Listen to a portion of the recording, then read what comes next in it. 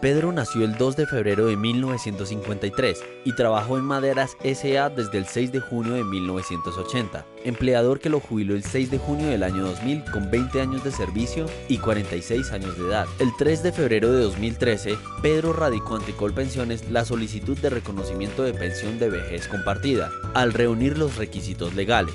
¿Qué significa pensión compartida? Es una figura que tiene como finalidad la subrogación total o parcial de una obligación pensional que está en cabeza de un empleador. Esta se presenta cuando Colpensiones asume el pago parcial o total de la prestación que viene disfrutando el pensionado una vez éste cumple los requisitos de edad y tiempo de cotización establecidos por la ley.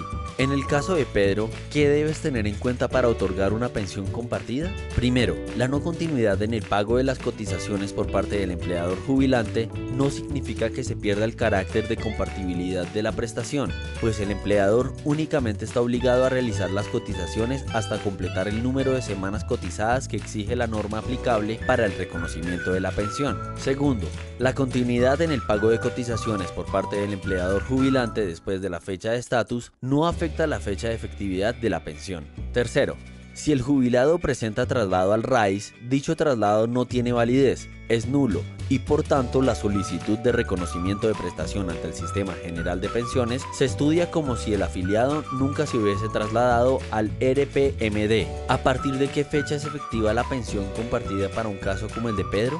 Deberás tener en cuenta si él realizó cotizaciones después del reconocimiento de la pensión de jubilación exclusivamente con la entidad jubilante, si cotizó con otras entidades o si lo hizo de forma independiente. Primero, si solo presenta cotizaciones con la entidad jubilante, se deberá reconocer cuando suceda la última de las circunstancias que se mencionan a continuación: cumplimiento de la edad mínima exigida por la ley o cumplimiento de semanas mínimas exigidas por la ley, a la fecha de efectividad de la jubilación patronal. Segundo, si Pedro presenta cotizaciones con otro empleador diferente a la entidad jubilante, se reconoce desde el día siguiente de la fecha del retiro del Sistema General de Pensiones con dicho empleador, o a corte de nómina si no tiene el retiro con dicho empleador, o condicionado al retiro del servicio público si el empleador es una entidad pública y no registra novedad de retiro en su historia laboral, o no acredita acto administrativo o certificación en la que conste la fecha de retiro definitivo del servicio. Si en cambio presenta cotizaciones como independiente, se reconoce a partir del ciclo siguiente al último pago. Entonces, para el caso de Pedro, ¿cuándo debo aprobar el giro del retroactivo a favor de Maderas S.A.?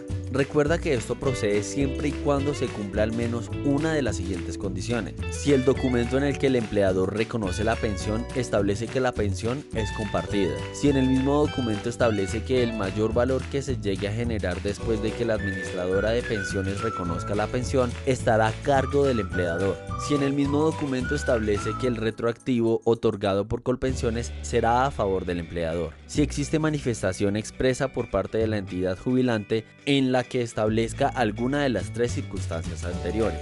Si existe autorización por parte del trabajador de girar el retroactivo a favor del empleador. En los eventos que la pensión se comparta con empleadores asumidos por la UGPP, se debe proceder de la siguiente manera.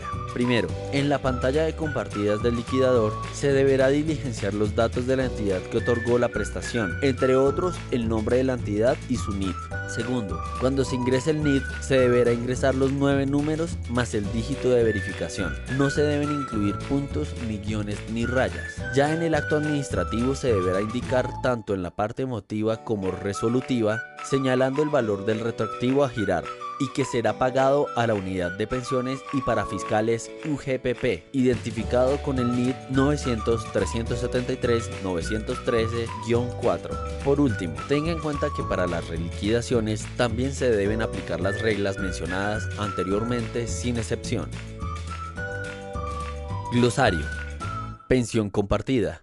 Es una figura que tiene como finalidad la subrogación total o parcial de una obligación que está en cabeza de un empleador y se presenta cuando Colpensiones acepta el pago parcial o total de la prestación que viene disfrutando el pensionado una vez éste cumple los requisitos establecidos en el Sistema General de Pensiones. Conmutación pensional es un mecanismo jurídico y contable a través del cual una entidad empleadora, para lograr la normalización de su pasivo pensional, transfiere a un tercero, mediante el pago de una suma establecida, la responsabilidad jurídica de pago de pensiones a su cargo.